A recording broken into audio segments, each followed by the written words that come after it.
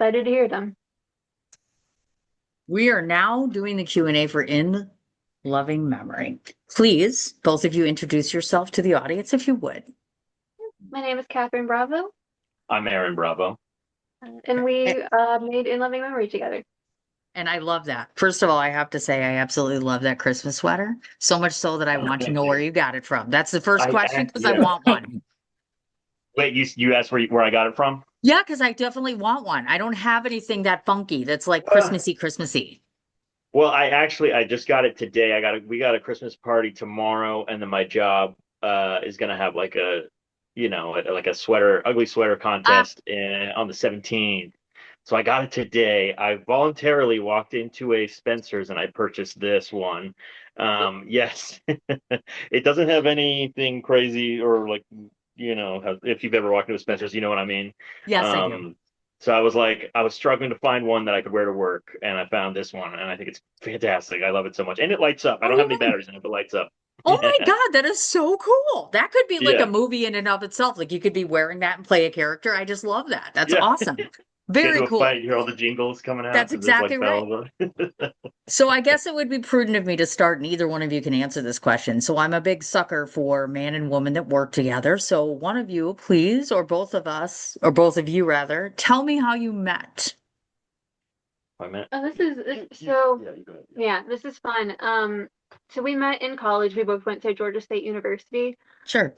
We were both. Aaron was doing a game design and development degree. I was doing a game development degree. And it's so funny. We had a class together in fall 2021 where we sat next to each other, and for the Okay. entire semester, we only exchanged one sentence. Yeah. Gosh. So yeah, I Mhm. looked over at the project he was working on. I was like, "Oh, that looks really cool," and he went, "Thank you," and that was all Yeah. we said for that entire semester. Then we had another class together that next semester, but we didn't sit next to each other. Someone took my seat in that class. Someone took my seat. So I had Um, to, yeah, yeah, but then over that summer, we both went through breakups. We came back in fall 2022, yeah. and we had a couple classes together, and then we Okay. started really, really getting to know each other, and it kind of just went from there. Oh, look at that. And now here we are together. And as far as I talk about this all the time. So, both of you here, when you're working together, obviously you're in a relationship, but that doesn't mean that you are creatively exactly on the same page 24/7, or are you? Yeah, so it's sometimes yes, sometimes no. I think with this project, this was her project, but we've definitely had projects together where, like, for example, her preferred color palette is kind of different from when I'm thinking about texturing or something like that. Okay. I have a kind of way that I like certain color palette that I like. Like it's not this, but it's like different from hers, and so sometimes we clash a little bit on that. But Yeah. usually we just, we do both. Because we can, Yeah. we can do both. We can make the two different versions of the same thing because Yeah. that's really the Yeah. power behind, To 3D. elaborate on that, we do 3D art. Aaron really likes 3D modeling and he likes texturing. Okay. I like 3D modeling, but I really like texturing. So Ah, what he does is he'll make the 3D model and then he'll send it over to me and I'll paint it for if that's probably the easiest way to describe it. I'll paint the 3D model so it has color. And sometimes what he's imagining is not how I want to paint it, so Mhm. he'll do his own as well. But then we've been selling the models on fab.com, which is the Unreal Engine store, Sketchfab, Yeah, that yeah. kind of stuff. So we Yeah. do like multiple versions on there, and she always kills it on her yes. models. She always does a great job. She gets really into it. She likes it a lot. She likes texturing a lot. That's awesome. Well, and I noticed that I know that both of you have done 2D. I know that you have a knowledge of 2D and 3D, and Catherine has a knowledge of 2D digital art. And so I guess what my question is wherein lies the difference between the two of you? Meaning, Erin, do you have a quality or a background that Catherine does not, that she could be more skilled at? Oh, well, I'm super. I mean, she kind of touched on it. I mean, just now it's like I'm way more into 3D and like I'm the one usually like head down working on the model, getting the details in, getting the whole model out. Um, like in the film, we didn't make so she actually made the character. She made most of it. Okay, she was Right. like, she made most of it, but Yes. I made like because but I wanted to help, so I went really into detail on those flowers on the bookshelves. Those flowers took me a while to make. Not I just the bet. flowers on the bookshelves, he made the Oh, I bookshelf made as the well. bookshelf too and the books, and Oh I'm always gosh.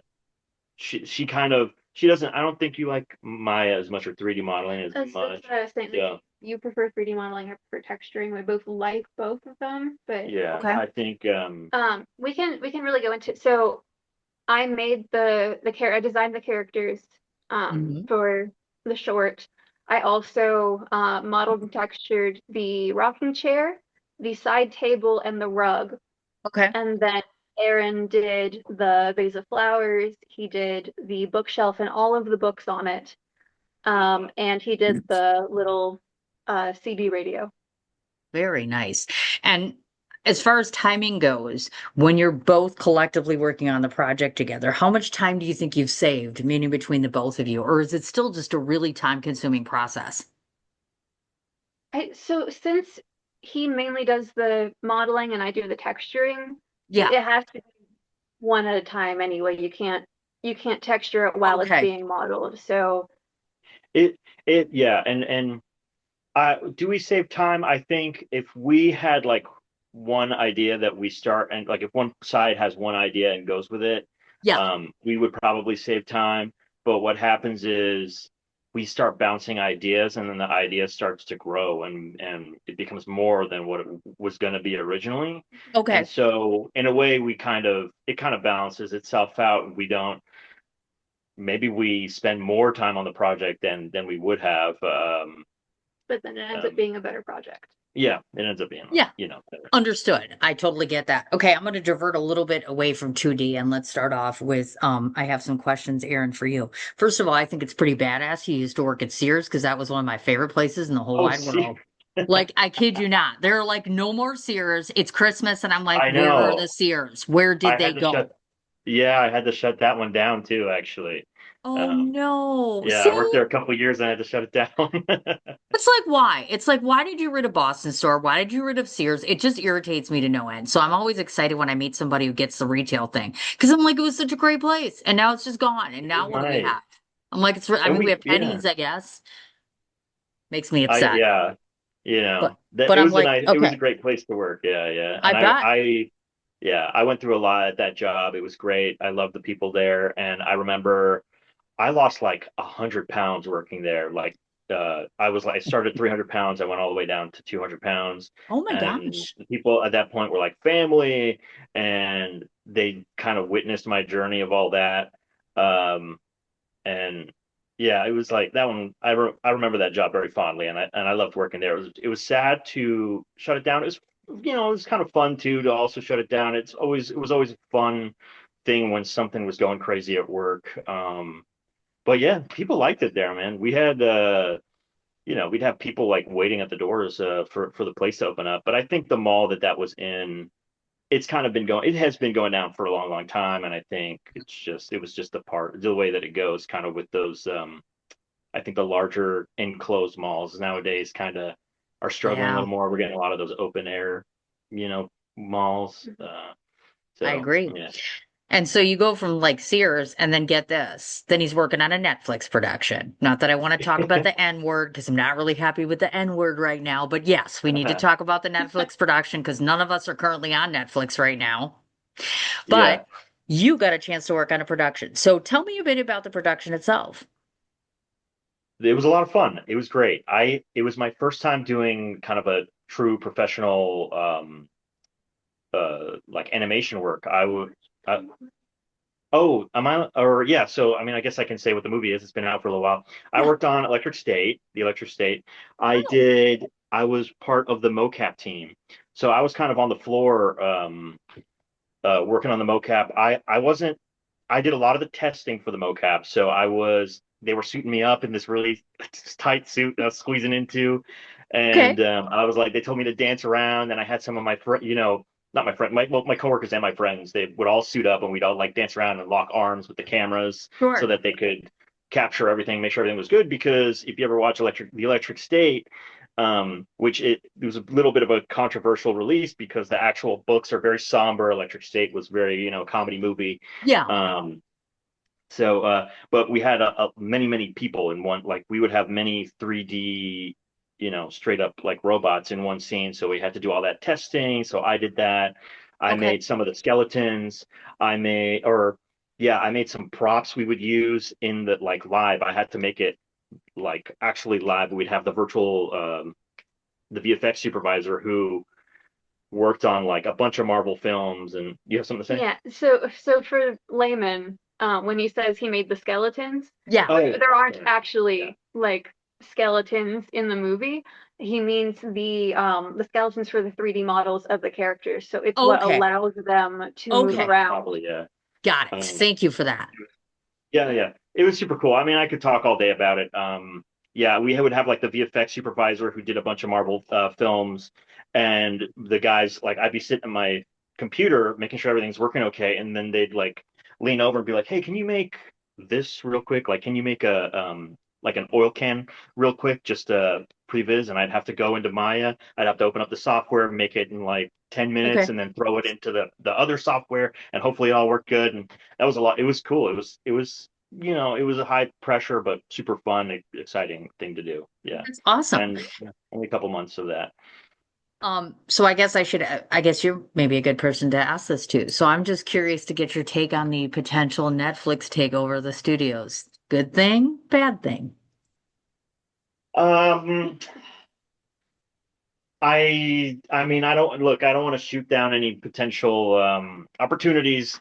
I just think more competition is, I'll just say more competition is always a better thing.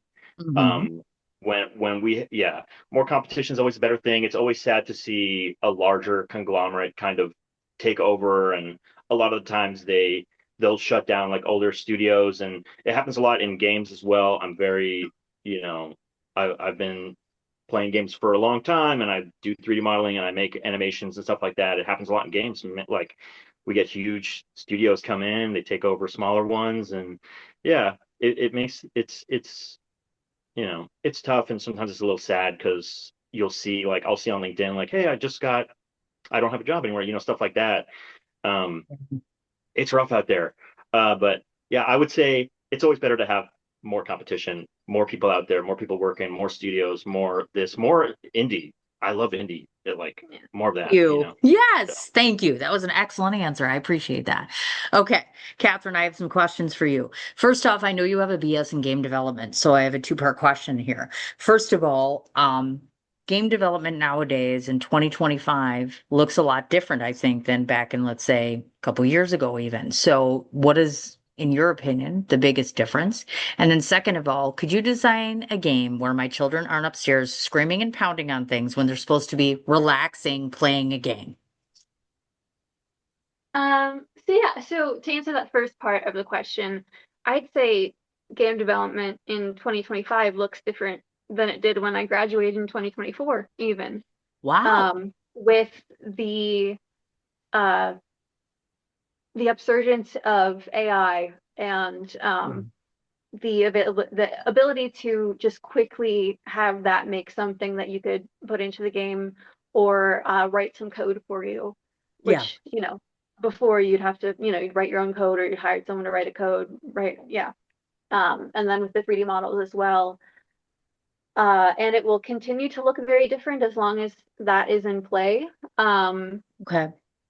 But in terms of like this decade versus previous decades of game development, um, there's a lot of, I guess Aaron, you can speak on this too.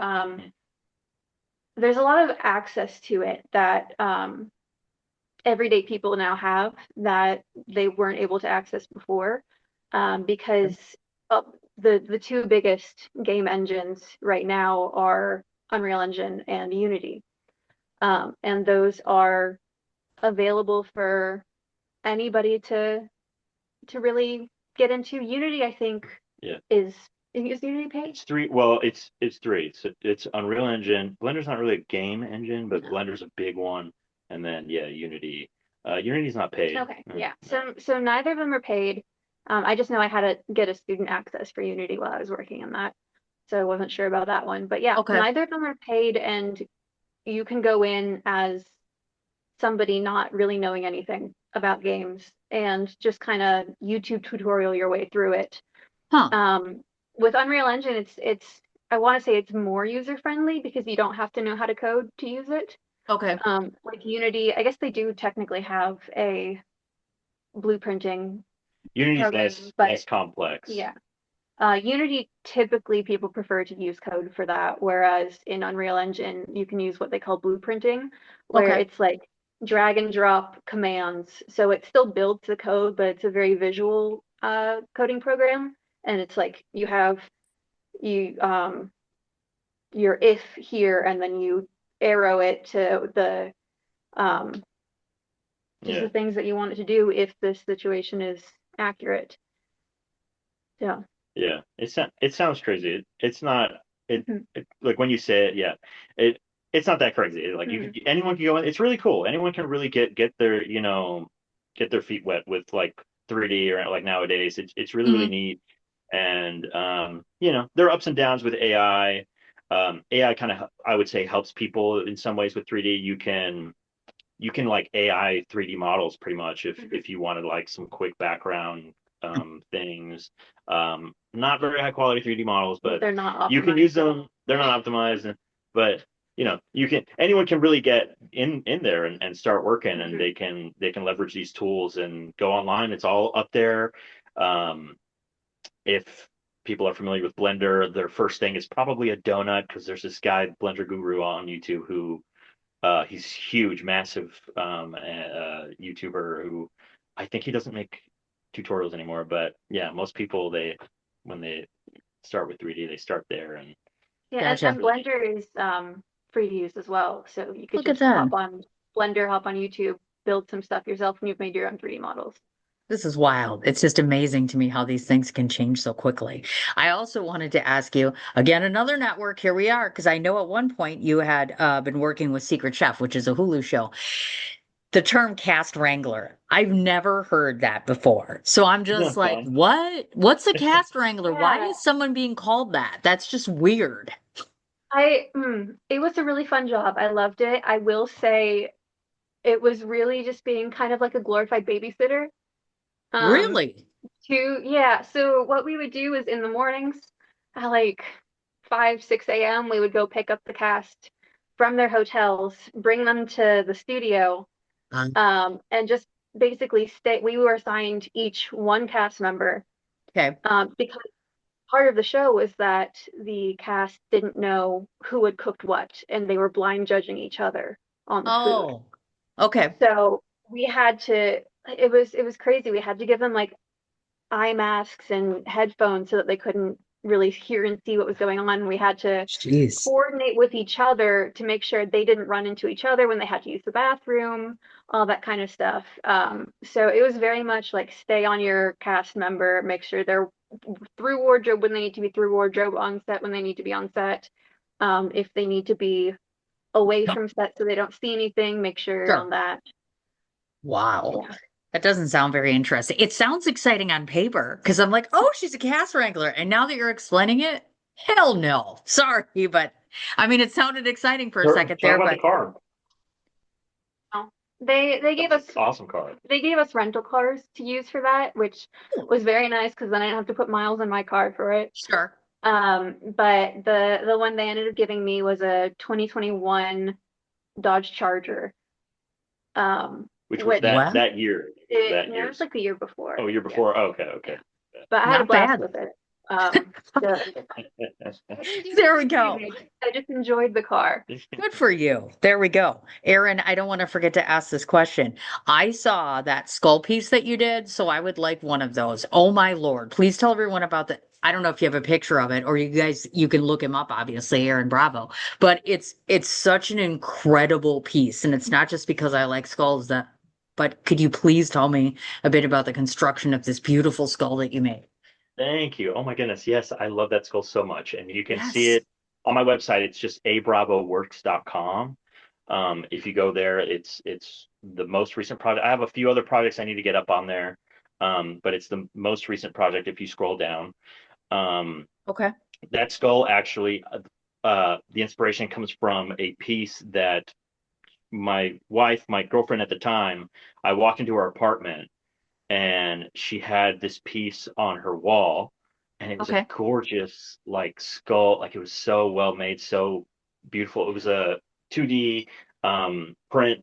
It was a skull with these like trees coming out of it, and the skull was actually, huh? Oh yeah, go ahead. The Sorry. original artist for that piece that was the inspiration for the 3D model, his handle is We Are All Corrupted. Hmm. And Okay. he does a bunch of really cool like gothic skull art pieces. So I had three pieces on my wall that were like skulls and florals. Okay. And that's what really drew Yeah. Aaron into that. It was a really nice piece, and it just caught my eye, and I was like, I saw that, and I was like, I gotta make this thing 3D.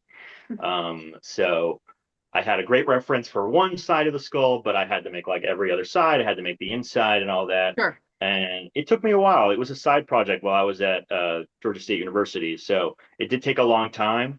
Um, but it was totally worth it. Took all those flowers. I had to make each one individually. And then some of them are like tweaked versions of other flowers, but it was a long time. The flowers, the webs, some the branches. I mean, all of it is mine. I made all of it from scratch. So Sure. when it was done and I got it rendered and I got the video together and I found the track. I think her name is Via Mardeau on Instagram. The track for that I thought was perfect.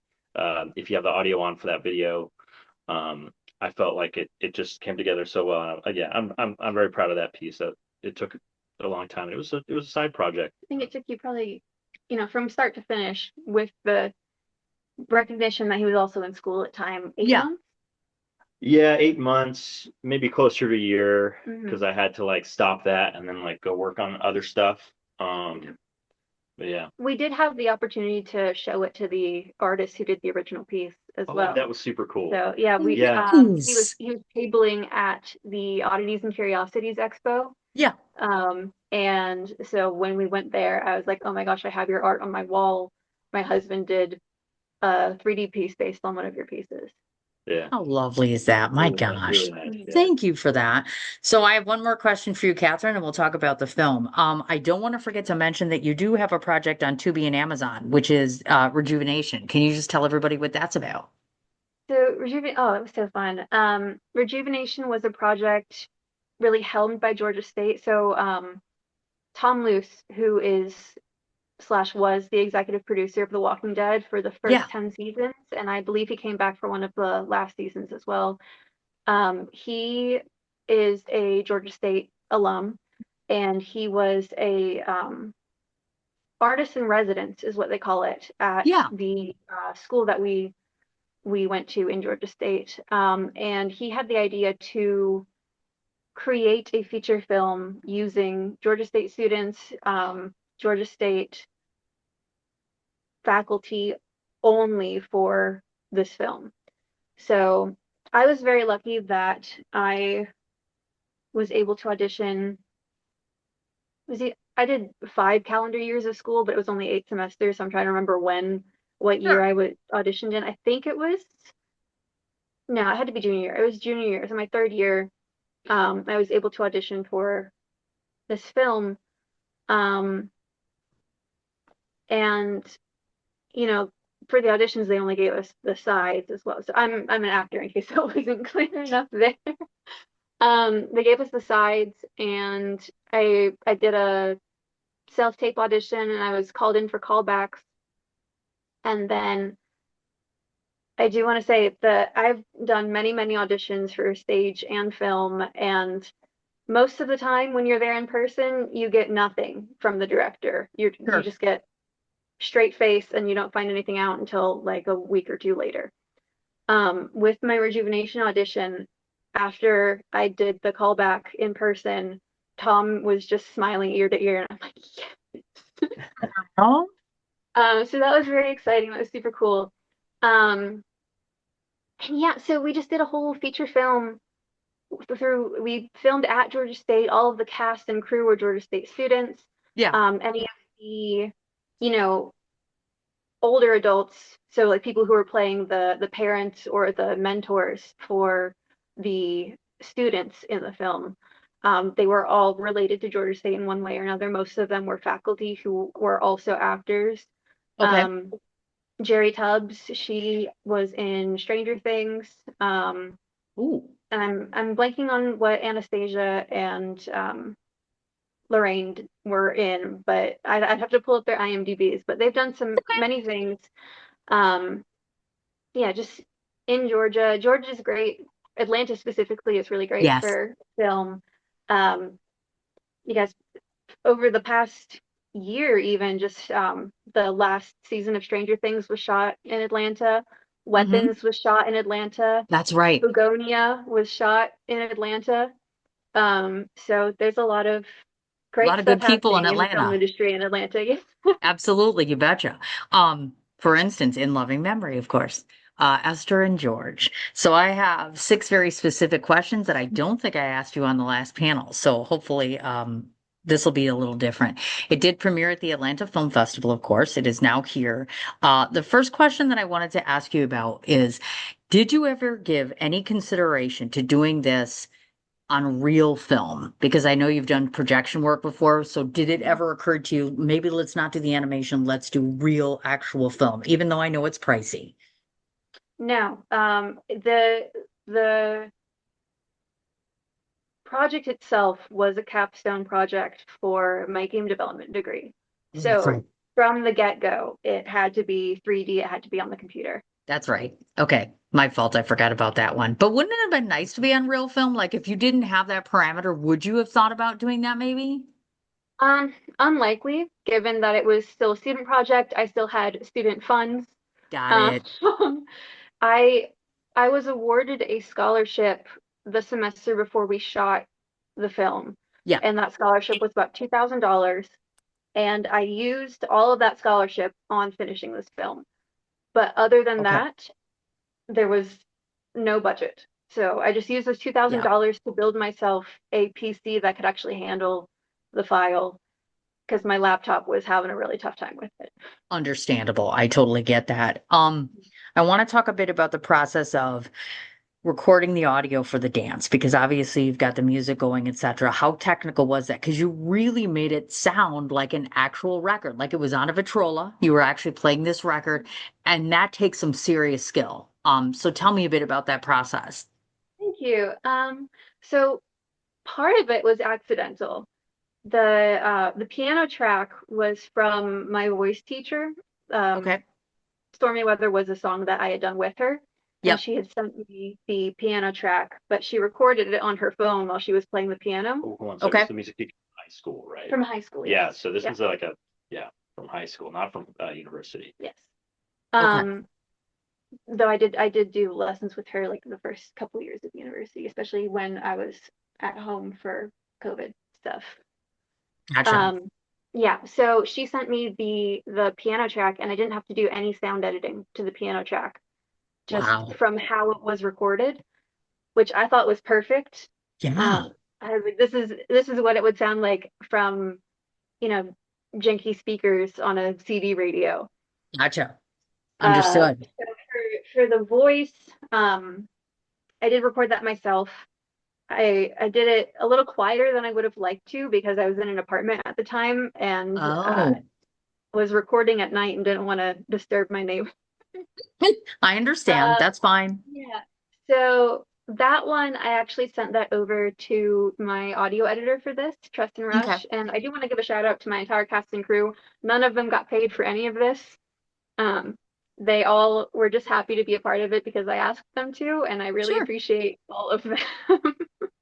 Good for So yeah, that. I sent that over to Tristan, and he got it sounding really nice and old timey. Yeah, it was beautiful actually. When I watched this for like the third or fourth time, one of the things I thought about was it an intentional choice? Meaning, is this meant to be the dream speak? Is it meant to be a dream? or can it be interpreted as an actual visit? Or are you just leaving that open for interpretation? It's definitely open for interpretation. Okay. Um, Can I get mine? yeah, you go ahead. I think it actually happened. in I my do opinion. too. Yeah. That's the hope, isn't it? Well, I think for some of us, I mean, I think that, in loving memory, the title itself, obviously, they're already in your head here. So you literally have recreated something. So it would be lovely to imagine that, yes, indeed, this is a real live visit. But yeah. Um, did you mean the difference between animated character versus visualization? So, you created animated characters, but in some ways, I almost feel like there's a line between animation and visualization, or are they the same thing? Can you elaborate on what you mean by visualization? So I was reading about characters where when you put together animated characters, that's a process using 2 or 3D art and you put them together using animation. Whereas with visualization, apparently there is a process called visualization, and I don't know a whole lot about it, but it Oh, sounds an awful lot. are you talking about pre-visualization? Yes. Sorry. Yes. Sorry about Yeah, that. no worries. So, That's an actual industry term, and it's basically, even if you're doing something live action, you can set it up for pre-visualization with okay. 3D characters, just so you can have them walking around in the set. You can really know where to get the camera angles, all that sort of stuff.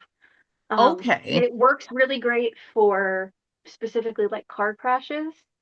We had a professor at school who worked specifically in getting the physics of car crashes right in previs. So they Okay. only had to crash a real car once. My gosh. When I thought about that, because I'm like, would you have been able to employ some form of pre-visualization within this, or is that just not practical?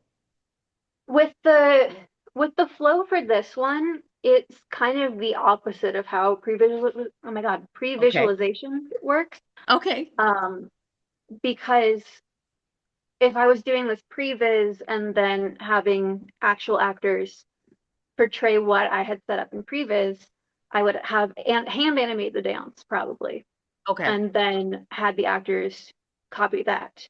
But what I did instead is we did motion capture for the dance. So I didn't have the dance beforehand. I had the just the bare bones of the set up on Unreal Engine, so I can make sure they weren't running into the Sure. bookshelf or the wall or something.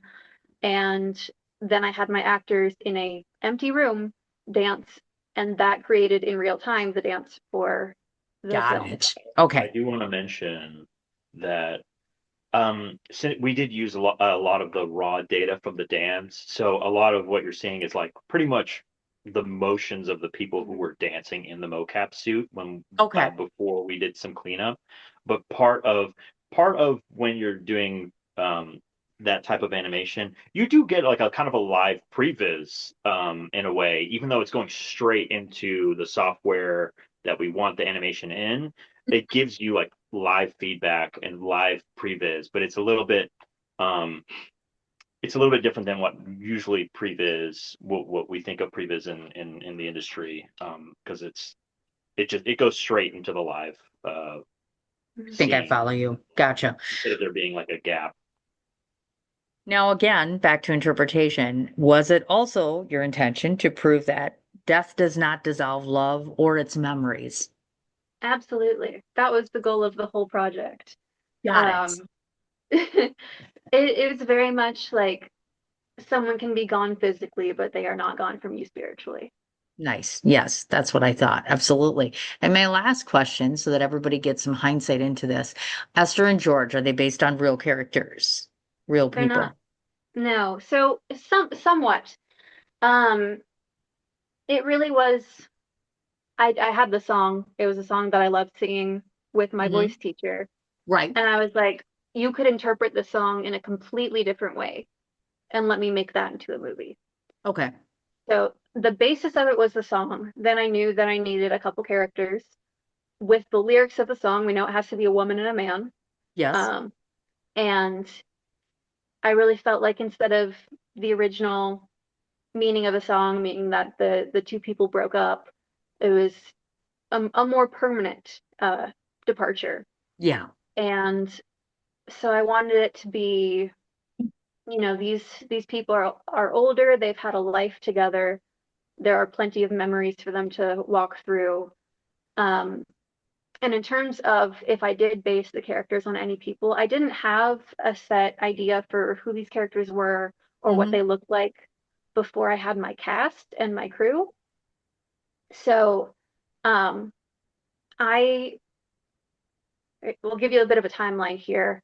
Um, I did the part one of the class to make this capstone project Mhm. in, I don't remember what year, fall semester. It's got to be 2022.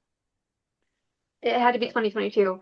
And then I couldn't do the second part in the spring because that's when I was shooting Rejuvenation. Okay. So I did the pre-production in the fall 2022, and then I had a year and a half long break because the second part of the class was only offered in the spring. And by that point, I'd worked a little bit on it in that non-class time. So I had called people to say, hey, would you be interested in being a part of this? I'd worked on the rocking chair during that time. And so by the time I got to the point of actually making these characters, I knew who my voice actor was going to be for George. Got So it. my friend I very talented, and he is a black man, and I wanted to reflect that in George's character. I did not have an idea of who I was casting for Esther yet. That happened during the semester that we were actually doing the production.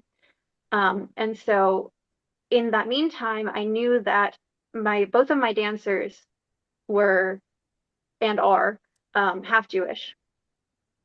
And so I sort of incorporated that into the home for Esther and George.